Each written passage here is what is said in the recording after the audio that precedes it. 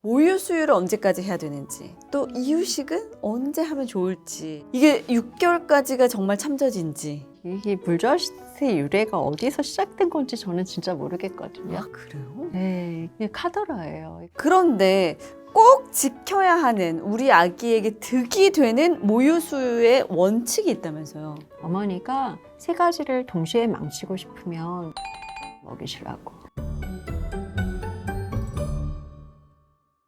육아 혼자 고민하지 마세요. 아이들맘 아나운서 박은영입니다. 반갑습니다. 자, 오늘도 우리 아이들 병원 조기애 교수님 오셨습니다. 어서 오세요. 안녕하세요. 소아청소년과 전문의 조기입니다. 네. 아니, 오늘은 저도 좀 궁금한 내용이 또 준비되어 있습니다. 모유 수유를 언제까지 해야 되는지, 또 이유식은 언제 하면 좋을지 많이들 고민하실 것 같은데요. 아기가 곧 이유식을 시작해야 할 시기인 5개월입니다. 모유를 좋아하고 체중도 잘 늘고 있는데 주변에서 6개월이 넘으면 모유의 영양가가 뚝 떨어진다고 단유를 하라고 합니다. 개월 수가 증가하면 분유에 비해 모유의 영양가가 떨어지나요? 라는 질문을 주셨어요. 참젖 이런 말이에요. 그쵸? 물젖, 예, 물젖. 참젖이다, 물젖이다. 이게 6개월까지가 정말 참젖인지 여기에 대한 대답부터 해주시죠.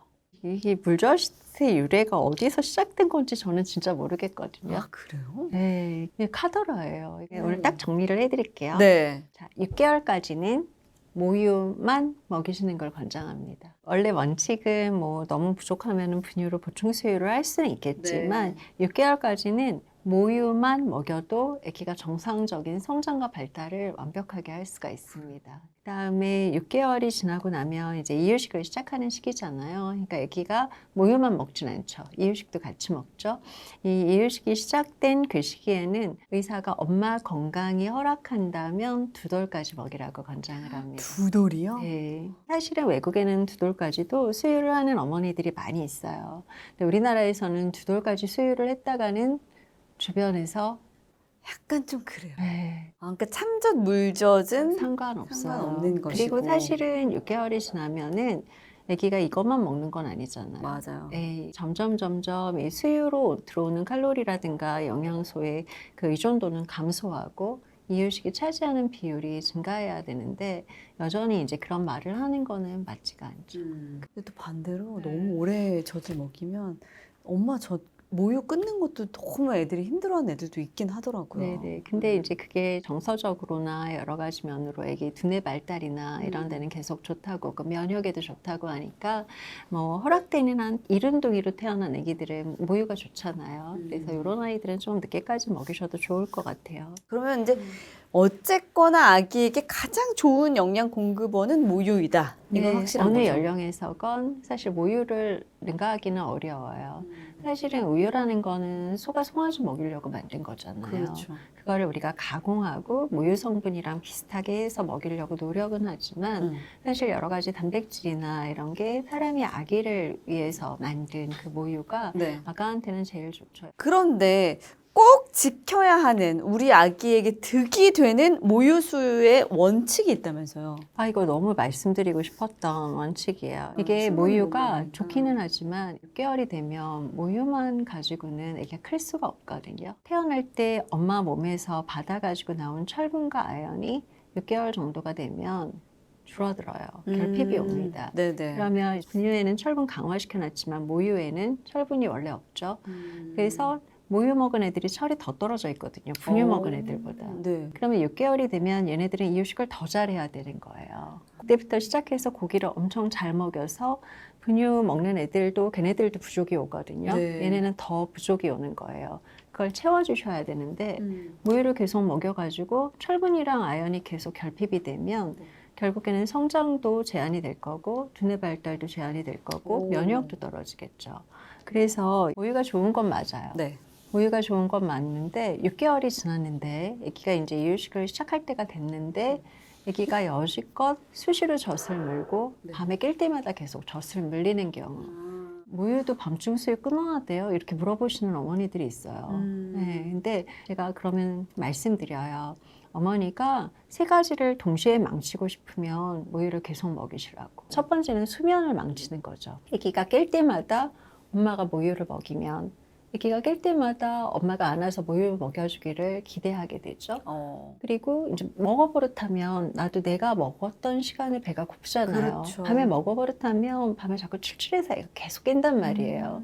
그때마다 엄마가 이제 모유를 먹이게 되면 아기 입장에서는 빨면서 자는 게 수면 연상이 이미 되어버렸기 때문에 빨면서 자지 않으면 얘는 만족스럽지가 않으니까 잠이 들 수가 없는 거예요. 그러니까 아기 수면이 엉망이 되는 거예요. 네. 그래가지고 계속 먹이고 자고 먹이고 자고 먹이고 자고 하니까 결과적으로 이유식 진행이 안 됩니다. 두 번째로는. 아기가 밤에 칼로리가 모유가 적지 않죠. 네. 100cc당 70칼로리나 되는 모유를 밤에 잔뜩 먹었단 말이에요. 낮엔 배가 안 고파요.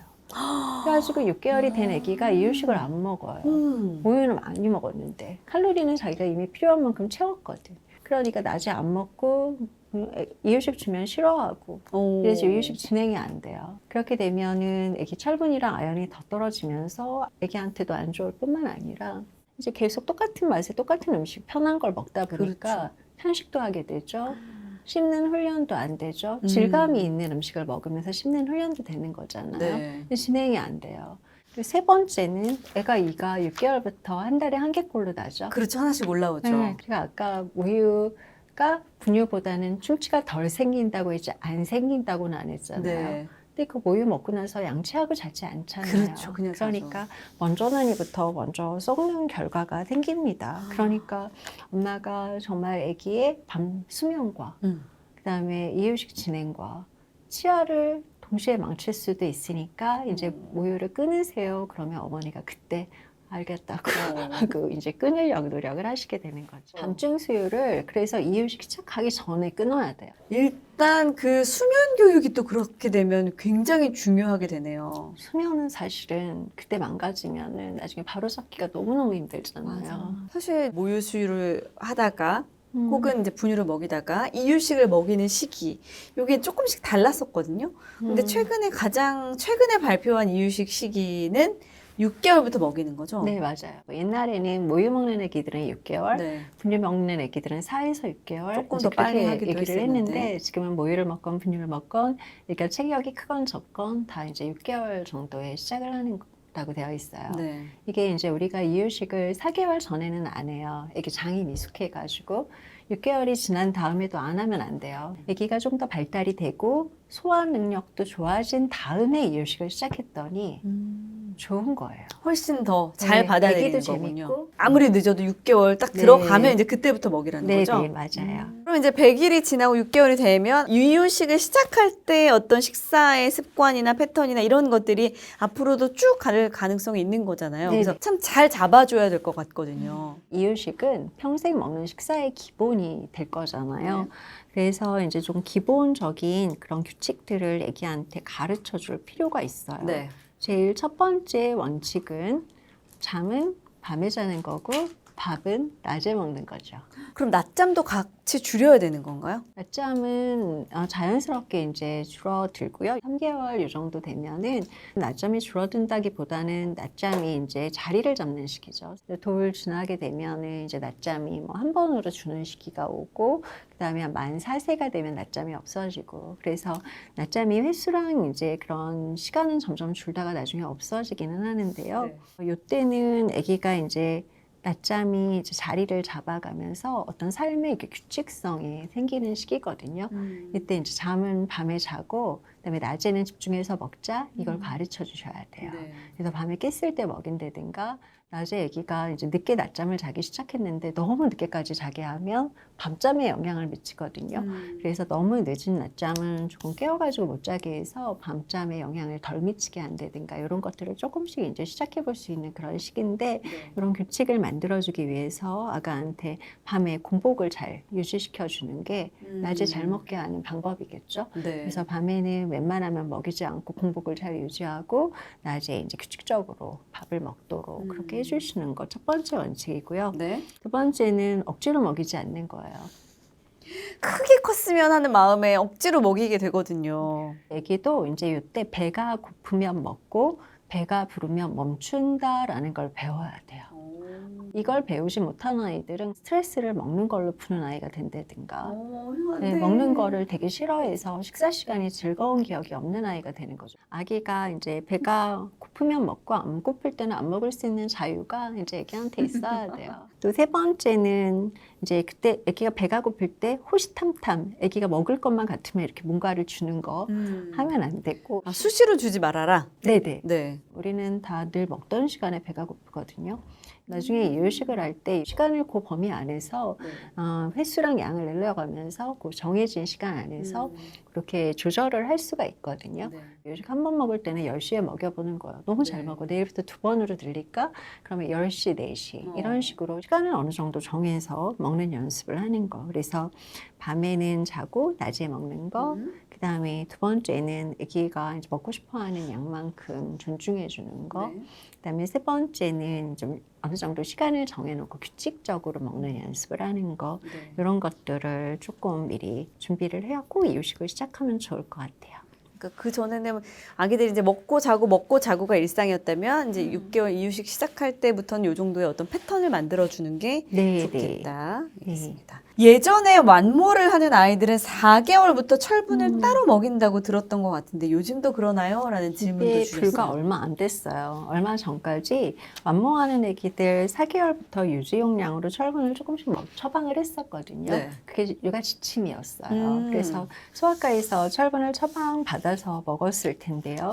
지금은 이렇게 하지 않고 네. 6개월 됐을 때 고기를 먹이는 걸로 그냥. 갑자기 왜 바뀌었을까요? 그 철분에 들어있는 철이랑 고기에 들어있는 철이 같진 않아요.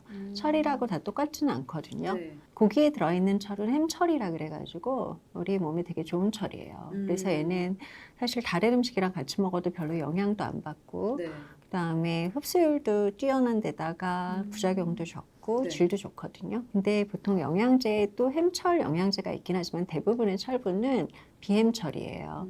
얘네들은 이제 철분 먹일 때 얘기 들어보셨을 거예요. 우유랑 띄어서 먹이고 비타민C랑 같이 먹이고 그런 것들이 흡수율이 굉장히 영향이 많이 있어서 흡수가 잘 안 되는 데다가 그다음에 이게 부작용도 막 나타나죠. 변비도 왔다 설사도 왔다 할 수 있고 똥도 까맣게 나오고 치아에 착색도 되고 안에 여러 가지 부작용들이 있죠. 그래서 이거를 굳이 4개월의 철분으로 그 조금 양을 보충해서 먹이기보다는 애기 딱 준비시킨 다음에 6개월부터 고기를 잘 먹이는 걸로 이렇게 바뀌었습니다. 오늘은 정말 중요한 내용이었던 것 같아요. 이제 모유 수유를 잘 마무리하면서 이유식으로 잘 넘어갈 수 있는 꿀팁들을 많이 알려주셨습니다. 힘들게 모유 수유 하시잖아요. 보통은 먹고 싶은 것도 못 먹고 그쵸. 또 외출도 마음대로 못 해요. 모유 수유하는 엄마들 패드 이런 거 끼고 있어야 되고 그러니까 그리고 이제 거의 흘릴까봐 맞아요. 패드도 끼어 있고 얼마나 막 이게 밖에서도 짜야 되고 불면 아프고 이걸 다 이 불평과 그걸 감내하고 애 하나 잘 키워보자고 하시는 거잖아요. 네. 그럼 이게 보람 있게 마무리가 돼야 될 텐데 네. 이게 이제 중간에 이유식 할 때부터 어그러지기 시작하면 나중에 부모님이 모유 수유한 게 과연 이게 잘한 건지 잘못한 건지 애기 성장, 발달 이런 거를 다 힘들게 하니까 네. 치아는 치아대로 망가지고 썩고 이러면 안 되거든요. 네. 그래서 모유 수유 힘들게 시작하신 만큼 보람 있게 마무리할 수 있도록 이런 거 미리미리 준비하시면 좋겠습니다. 알겠습니다. 자, 이제 또 이유식을 시작하면서 많은 고민들을 하고 계셨을 텐데 정확한 시기와 어떻게 이제 그 준비를 하면 되는지 잘 알려주셨습니다. 다음 주에 또 더 유용한 정보로 돌아올게요. 네, 고맙습니다. 감사합니다.